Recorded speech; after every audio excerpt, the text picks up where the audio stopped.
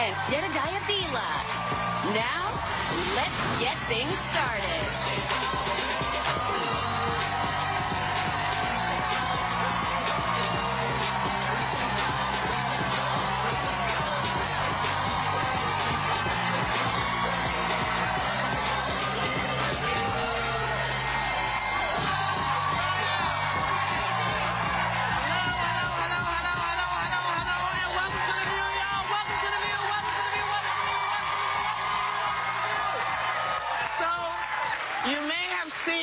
You may have seen an empty studio at the top of the show.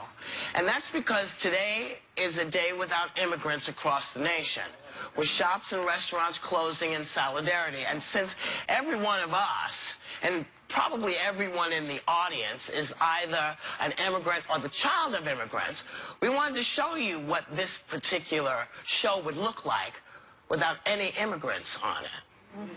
And that's what we did. Unless, are there any Native Americans in the audience? Oh, you could have stayed.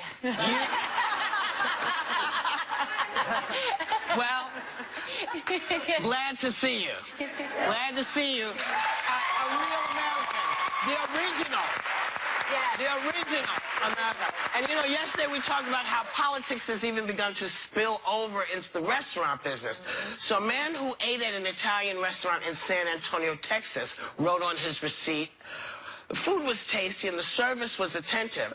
However, the owner is Mexican and we will not return America first."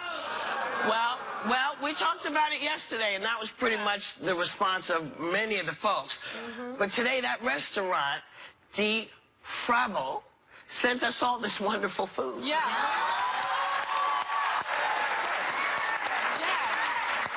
Lasagna. Lasagna, there's pizza, and it there's all kinds of stuff. delicious. It's fantastic. And you know what? Again, we were talking about immigrants, you know. Who isn't an immigrant? You know, and if we're really going to start, you know, pointing at immigrants, then we have to point really to Washington, because all of those senators and the guy who's president is the child of immigrants. Right. Yeah. Everybody there, Everyone. including this, you know, rotten baby Miller, this guy was, Stephen Miller, yeah. you know, he is also Of course. an immigrant. What did you call him? Rotten baby Miller. Baby Miller. Because he kept saying, you know, I will talk to anybody. We've invited him. Hey, Rotten Baby Miller, we're inviting you again. Come on. You have So, immigrant-made food. That's right. So a new report in the Wall Street Journal claims that U.S. intelligence agencies are actually withholding sensitive information from the new administration because they're afraid it could be leaked or compromised. I don't know why we're telling them. It was much more fun when he didn't know. Now we told him everything. Anyway, Donald Trump fired back at the intelligence departments, claiming that leaks are the real scandal, not his reported ties to Russia. You know, I was thinking about him today and how really not that bright he is. You know, you make an enemy of the very people who have all the goods on you. Yes. The people who Also know what you protect you. did with Russian, maybe that little sex scandal. They might have a tape that they can get, the intelligence agencies. The people who know about your business ties with Russia. The people who know everything about you. You pick a fight with them and you send a Valentine to Putin. That's really not that bright. It's not. It's people that are not partisan.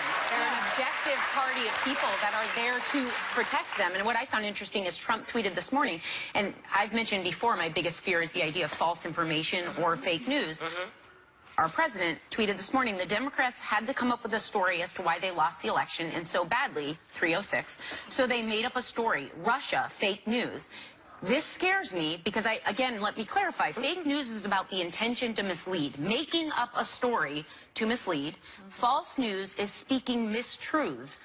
From our own president, we're getting something just this morning that it was made up when there is proof, and the intelligence agencies have proven that there was meddling from a foreign power in our election. That is not arguable. Whether it would have changed the election is a debate. But That's right. That fact is a fact. I think when you have the intelligence agencies and the president not agreeing with each other and one feeling attacked by the other and the other feeling mutual attack, I think that's a very scary place to be, because essentially the intelligence agencies should be should be backing us up as a country, keeping us safer, keeping the president safer.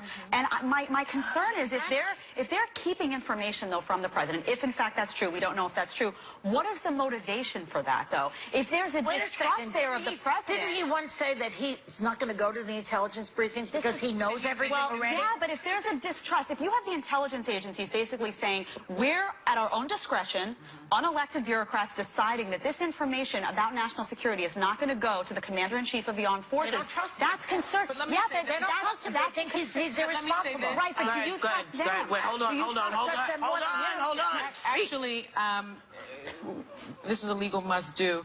ABC News is reporting that it has been told by multiple officials that intelligence information is not being withheld from President Trump. Right. So that's what we're reporting. But the other thing I want to mention is I think what may be happening is that they're keeping their sources confidential. And that happens often. I mean, I've worked with FBI agents, and I always protected my sources. Journalists always protect their sources. You know, prosecutors protect their confidential informants, and I think that is probably what's happening. But that is also somewhat unusual. Well, but what's interesting is he was fine when Comey was giving out information. Hillary. He was fine. That's the problem. He was all about that. See, this is the thing I don't get. Sometimes it's okay, sometimes it's not okay. But you don't know when it is until he makes the decision.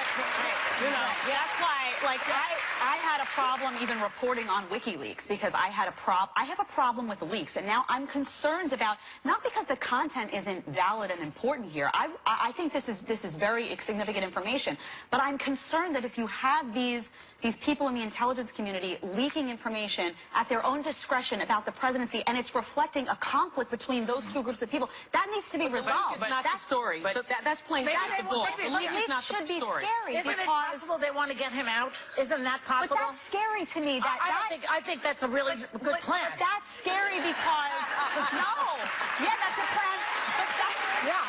That's a good plan today because you don't like the guy in office. But let's say next time, like him. I think he's but incompetent. let's say next time, okay. Which is scary. But follow that train of thought, and next time someone else is president, you think they're competent, and now you have a whole bunch of unelected bureaucrats that say, you know what, I don't like this guy, so they leak information. Let's hold on for 1 second. No. The intelligence community knows what they're doing. They know how to do this. And I'm not sure that they are leaking. I do think part of what's happening is the transparency that everyone was promised is not being delivered. Yeah. And this may be their way of helping us be aware of what's actually going on. Yeah. Since no one from any news outlet except Breitbart or Lobart, whatever they're called, and Fox News seem to be during press spoken to, conferences. you know, and so I think maybe part of this is a plea for us to recognize that there are people who are saying, yeah, there were some issues here, and we're not going to sweep it under. They're whistleblowers. They're whistleblowers. Wait a second. Their job. They're not. Their job isn't to be whistleblowers. Actually, their job is to protect the United States. And in part, if the president is not going to do that, they feel that they may feel, I don't know, I'm not in the intelligence community, as you can see. These are career operatives. They're career operatives, and their job is to Too many. I hear what you're saying. The concern is what if the leaks were classified information? The story, Jed. But they're both the story. They're both the story. The leak is the story, and the content is the story. You know, once you accept one, you have to accept it. That's what they've. You can't endorse leaking classified information, no matter what the cause. It's like a thief being angry at the surveillance video. It's like the thief saying, oh my goodness, it's not the crime, it's the surveillance video. There was a really good article that was written by a guy, and I wish I had the name right now, that we had yesterday that we read before the show, and he had said something very interesting. He pretty much, the gist was how he thought Flynn was an awful person. He did not like him. He did not support him. But he said there is a secondary problem here. And I was showing you the quote, and it said that we really do need to be concerned that this is the time we're in, because it trickles from the top. But the leaks are a problem. They are. It doesn't mean it's not. It's secondary for me. The leaks are a problem, but because no one gave a poo, 8 months ago. Which I agree. All right, but You know, that's true. But I mean, that's the truth. Nobody gave a pool when it was doing this, so that's why things are happening. But hold on, because we're going to be right back. Coming up, has Trump spokesperson Kellyanne Conway given her last Morning Joe interview? And a guest cancels an appearance on Bill Maher's show to protest a controversial booking. This February, The View is on fire. You have a little spice, a little fire. Burning things up with the hottest topics. And tomorrow, it's a laugh out loud Guy Day Friday. when Trevor Noah comes to our house and D.L. Hughley co-hosts. TGIF. And just look who's firing things up next week. Lindsay Lohan, Eva Longoria, Henry Louis Gates Jr., and Howie Mandel. And Tuesday, our political view is sizzling when Senator Chuck Schumer hits the table. wait for that one. And we've even got an epic handbag sweepstakes. Who will walk away with this gorgeous Louis Vuitton bag? Stop it. I want that. Told ya. That's what we do. We're serving things up hot on The View all February.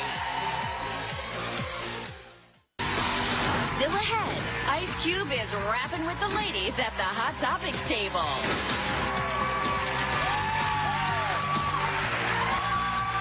Welcome back. An influential conservative group called the Council for the National Policy is urging new Education Secretary Betsy DeVos to dismantle the Department of Education and bring God back into the classroom. They're calling for a restoration of education in America that would enshrine and elevate historic Judeo-Christian principles. And guess who served as a member? That's right. President Steve Bannon. Right? What a shock. What a shock. But speaking of Betsy DeVos, a political cartoon in the Belleville News Democrat is equating the opposition to Betsy DeVos' appointment as Education Secretary to the struggle of Ruby Bridges, one of the first black children to attend an alt-white school in the South. Now, the cartoon is an apparent response to the protesters who blocked DeVos from entering a public school a few days back. Now, here's the thing. She was blocked by teachers and people who realized that she had no understanding of how public schools ran. Yeah. That's why they blocked her. It was the first time she had ever been in a public school. Yeah. But this is why she was blocked. Let's talk about Ruby Bridges. Because Ruby Bridges, we're gonna really sort of put it right. You know, Ruby Bridges was a little girl, 6 years old. 6 years old, whose first day of school, she had to be taken care of by folks. Now, this is our Black History FYI, okay, for you today. She was one of the first to integrate an all-white school in the segregated South in Louisiana way back in November 1960. She had to be escorted to school by U.S. Marshals because of the threats of violence towards her. Now, she's 6. These threats are coming from adults. They're spitting on her. They are yelling stuff at her. But this girl's courage paved the way for future civil rights actions to come. She inspired the iconic Norman Rockwell painting, The Problem We All Live With, that we discussed earlier.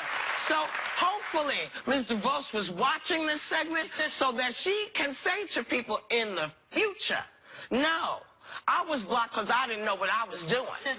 This little girl was blocked because she wanted a public education. So yesterday, your favorite man met with Israeli Prime Minister Benjamin Netanyahu, and he was asked a rather pointed question about whether some of the xenophobic tone coming from his administration was leading to the rise of anti-Semitism. And this was that man's response. Take a look. We are, very honored by the victory that we had, 306 electoral college votes. We were not supposed to crack 220. You know that, right? There was no way to 221, but then they said there's no way to 270. As far as people, Jewish people, so many friends, a daughter who happens to be here right now, a son-in-law, and 3 beautiful grandchildren. I think that you're going to see a lot different United States of America over the next 3, 4, or 8 years. Hey, God help us.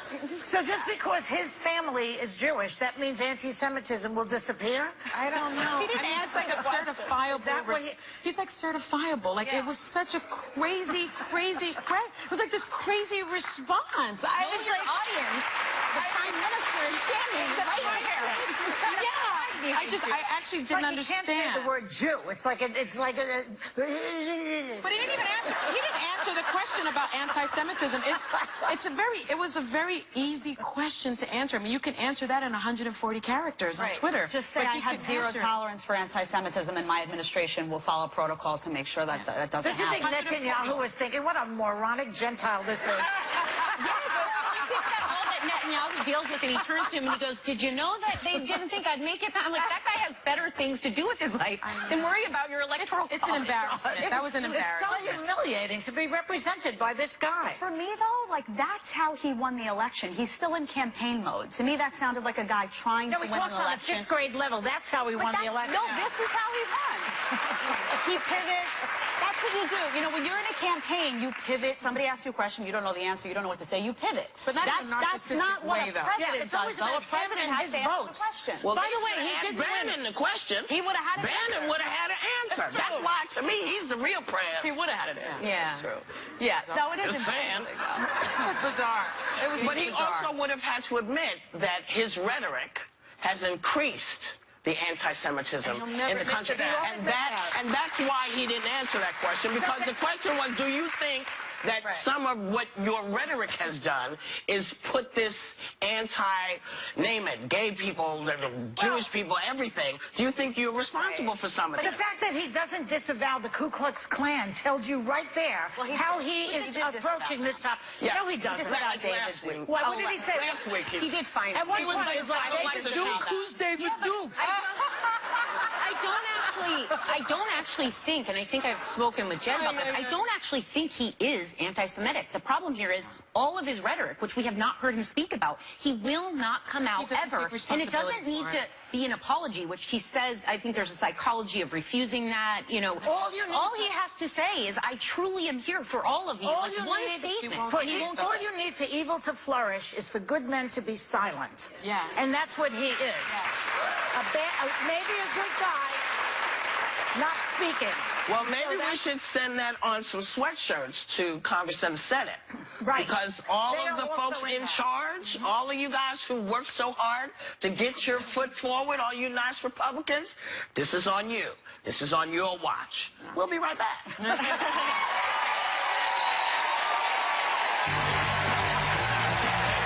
What do classically trained ballet dancers, medieval knights, and professional cheerleaders have in common? Well, not much. Except they all do amazing renditions of the View Slide.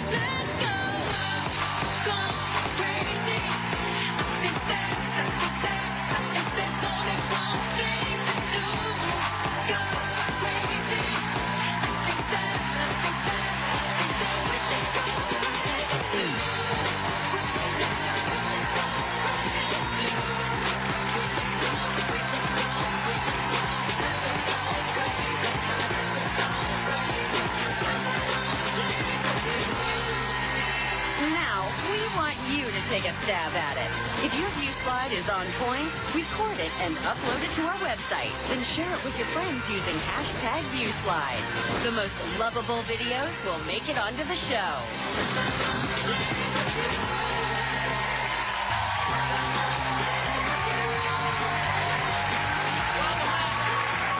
Well, first it was the you-know-who brand that was facing a ban and a boycott. And now it's members of his team. MSNBC's Morning Joe says they will no longer book Trump spokeswoman Kellyanne Conway.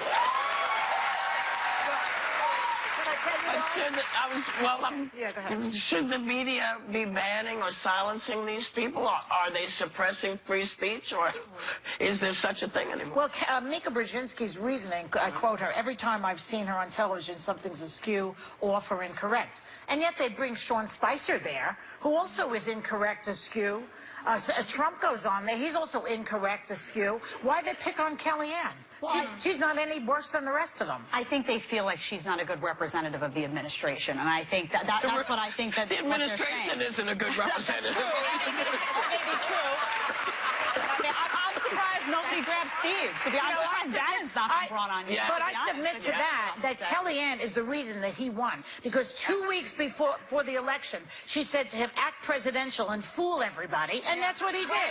She certainly normalized him, but you know, I'm always troubled by not having a seat at the table. Like, I struggle with this because if you don't have a seat at the table, you can't pick the menu. You can't pick what you're eating. And so if you're not going to meet with the president, if you're not going to have a dialogue with Kellyanne Conway, then you're in the dark. Like, I just don't know what's the right thing to do. My take on it, she's not at the table. Right. They're saying that they're not bringing her in because they don't feel she's in these meetings. She's his special advisor. She's making a lot of mistakes, Why would you not though? sit with her? Well, right before Michael Flynn, right before Michael Flynn resigned, an hour before, she came on the air saying he has the full support of the president. Right. That was an hour Which is before he probably resigned. what he told her. Right, but I think that's And the then an problem. hour later, is he he's not. changed his mind. I think they're saying, though, they're not going to have a representative from the administration. I think they're saying maybe this isn't the best person to have on because she's been proven to not be credible in her reporting. So why are we interviewing someone that's making these mistakes and not giving us accurate information? She is representing the president, and I think, like what he said, it is probably likely that he tells her these things, and she is in his inner circle. You know what's funny about this is whenever we hear folks who come out and speak for the administration, be it Condoleezza Rice or Colin Powell or Mrs. Clinton, you know, folks always are like, hey, well, you know, you said it was this. You said it was that. So we hold people to a very high standard when they are just giving you the information that they are getting. And banning her or banning anyone, in a way, I agree with you.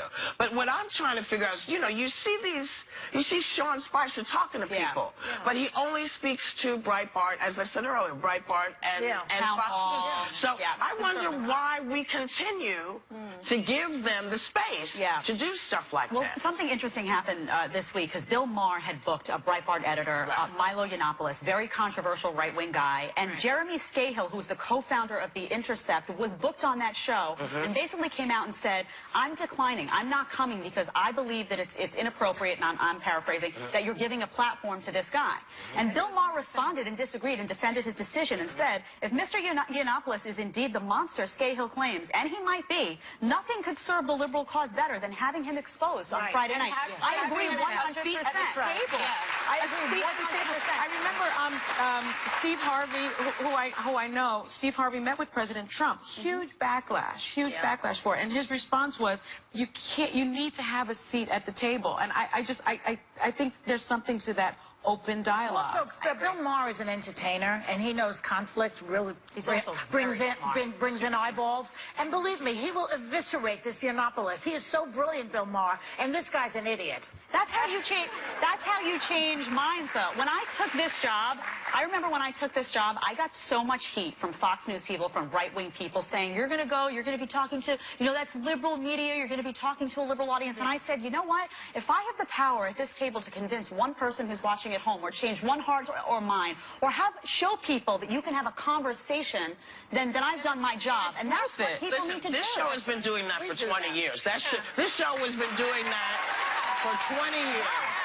And, you know, folks at Fox, you know, when you only have one thing that you talk about, we talk about everything. We do. We talk about everything, everybody, and we try to be fair. We get heated sometimes. We're never nasty to each other. We do our jobs because we actually do a little bit of our homework, you know, unlike a lot of folks on Fox. You know, I'm just saying, I watch y'all too. We'll be right back.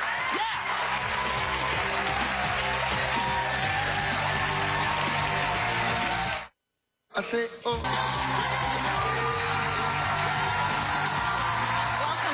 Viewers went so insane for our winter handbag sweepstakes, you pretty much crashed our Facebook page. So we are bringing it back by popular demand. This time we're giving away this luscious Louis Vuitton almond handbag worth almost $2,000. So go to our Facebook page to enter by 5 p.m. Eastern next Wednesday and tune in next Thursday to see if you won this gorgeous bag. That's a good one. And I think it's always a good idea to give away a gorgeous bag at a table full of gorgeous bags. Thank you. A girl from Hereford, England, named Chloe Bridgewater, is so fascinated by her gadgets that she wrote a letter to Google applying for a job with the company. There's only one issue. She's 7. Nonetheless, she got a letter back from Google's CEO, Sundar Pichai, who urged her to follow her dreams. So we salute you, Chloe, and we salute you, head of Google. You know? Yeah, because I kind of feel like there might be several of us at any given table, at any given time, who might need a job at Google. You know what I mean? And her letter was so cute. She's like, I think I want to work there. I mean, they play games, they have balls. You know, when you talk about whether or not freedom of the press is going to be able to continue, one wants to have a different job to be able to go to. Right, you need a backup. You know, you need a backup gig. You always have to have a backup gig. And I said it before, if they start to censor us, you know you've lost your country. Well, I'll tell you how else. We were just talking about something that's happening that I'd never heard of. Did you know that there was an issue with black colleges? Yeah. That the guy that's the administration has an issue with black colleges. We're going to get more information. I'm fascinated by this. In terms of funding. In terms of funding. Yeah. Something else to think about. We'll be right back. What's up, y'all? I'm here to promote my new movie, Fist Fight. But what people don't know is based on what happens here at The View. Yeah, the topics here are hot and only getting hotter. Here we go. Because this is the place where strong women... Tracee Ellis Ross making history. It's very nice to relive that moment. I felt so rooted for. ...come to be heard and voice their view. We have got to stay connected to each other. Smart, funny, fearless women. You talk about your weight a lot. You're a very normal-looking girl. In fact, a little bit thin. A little bit thin is the nicest thing anyone's ever said to me, so thank you. We are View Strong all day long. Girl after my own heart. Thank you. Maybe that's why they call it The View. On ABC.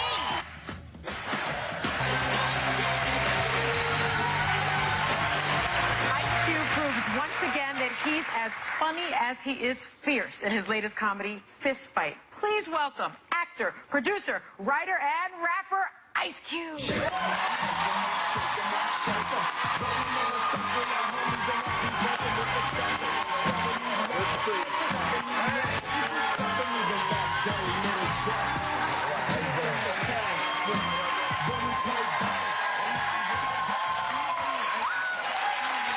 Well, you just walked out to your song, That Was a Good Day, right? It was a good day. Yeah.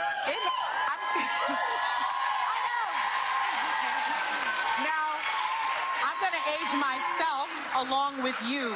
That song came out 24 years ago. Wow. 24 years. Yes. Wow. Yes. I was jamming to that song.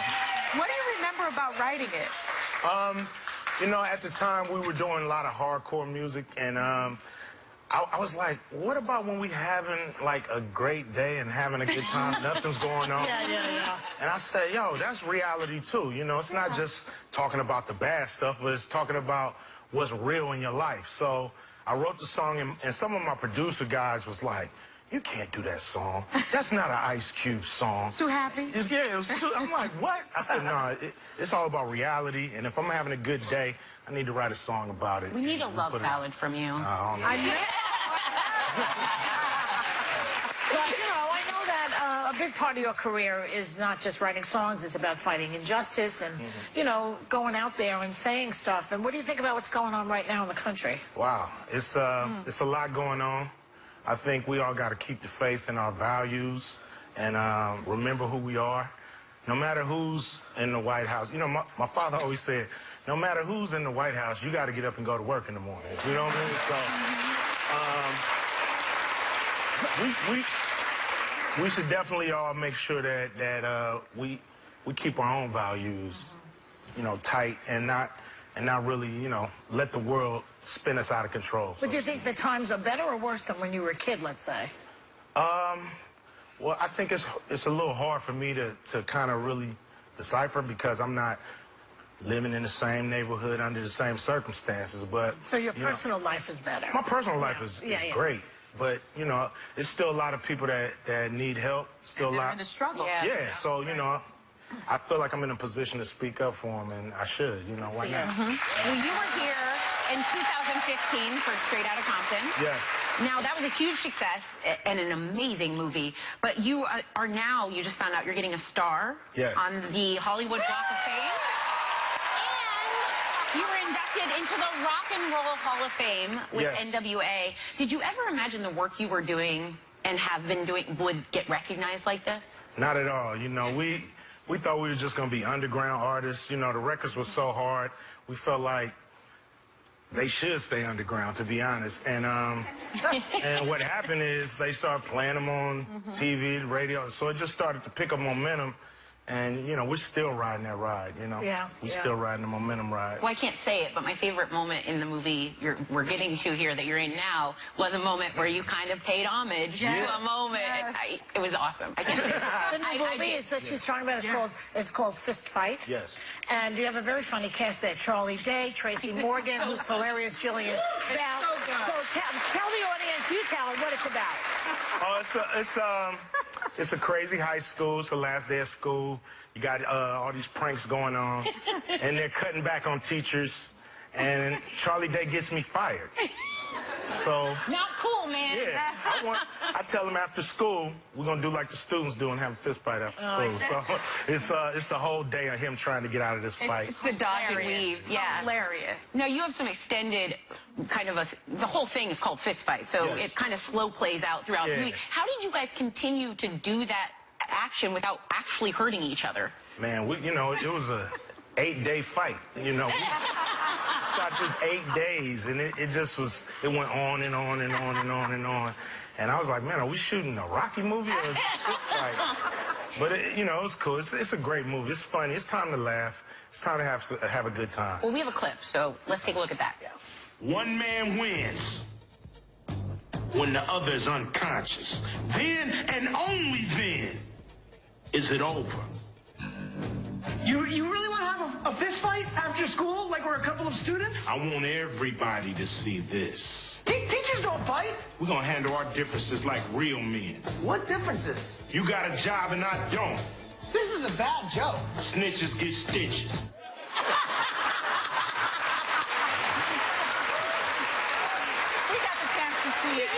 It's so funny. I'm sure everyone's going to support. I really hope they do. But you have something else to celebrate other than this movie. It's your 25th wedding anniversary. Oh, yeah. 25 years. 25 years. I mean, what is the secret? I've only been married 18 years. What is your secret? Communication. That's what it's all about. It's all about, you know, being real and communicating, you know, on a daily basis, you know, as much as you can to just stay on the same page, because it's so easy for people that's living two different lives to kind of go separate ways, you know, or grow apart and all them kind of things, and you just got to fight to keep it together every day. What's her biggest pet peeve of you? Like, what's annoying about you as a husband? Nothing. I'm the greatest husband in the world. And she's on the same page, right? I mean, she should be getting a star on the Walk of Fame for being married to me. What's incredible is that you raised this wonderful family, and I remember your son played you in Straight Outta Compton. Oh, he was and so he good. was fantastic. Thank you. Fantastic. We're extremely proud of him. Well He's done. on a movie right now, so he's getting his movie career going. Well, what did you do on your first date? Oh, man, I took her to the Red Lobster. Ain't that where you supposed to go on the first date, Red Lobster? Well, you really To the went out. biscuits. Yeah. Silver is the traditional gift for 25 years. We have a silver platter for you. Wow. Stacked with those amazing Red Lobster biscuits. Thank you. I'm going to share one. Most romantic gift ever right there.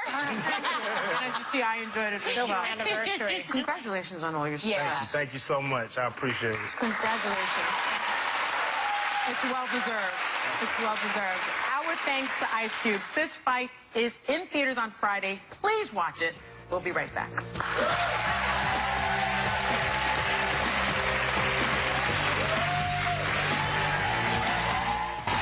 Tomorrow, D.L. Hughley's Man in the Table for a Guy Day Friday. Plus, Trevor Noah talks about taking over The Daily Show just as Trump started taking over the country. The great Donald Trump needs to know how to fight ISIS.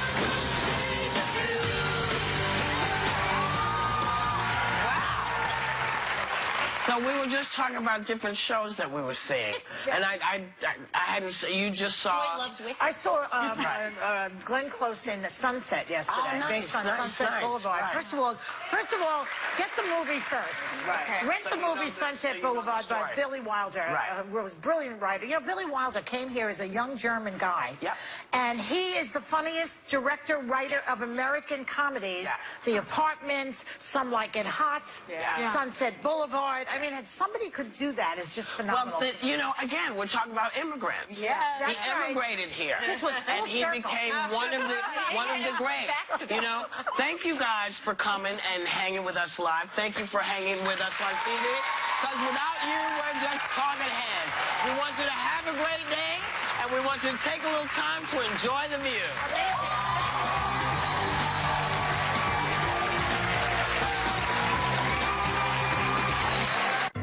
Come on in to Friendship Village. Haynes and Jedediah Bila. Now, let's get things started.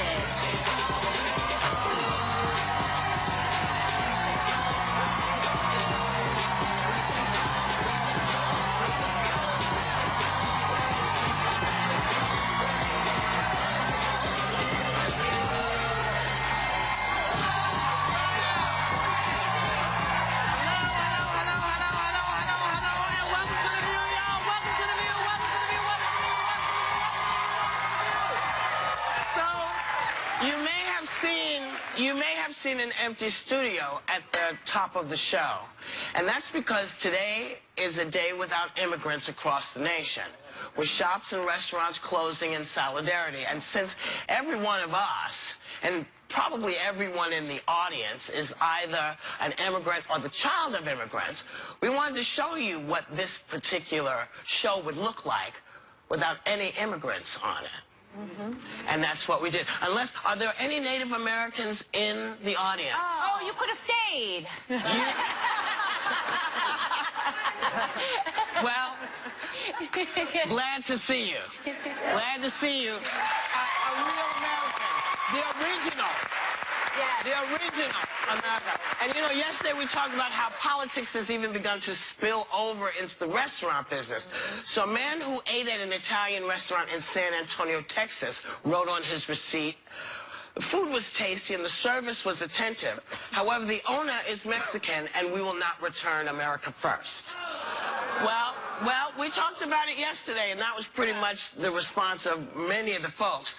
But today, that restaurant, Di Frabo, sent us all this wonderful food.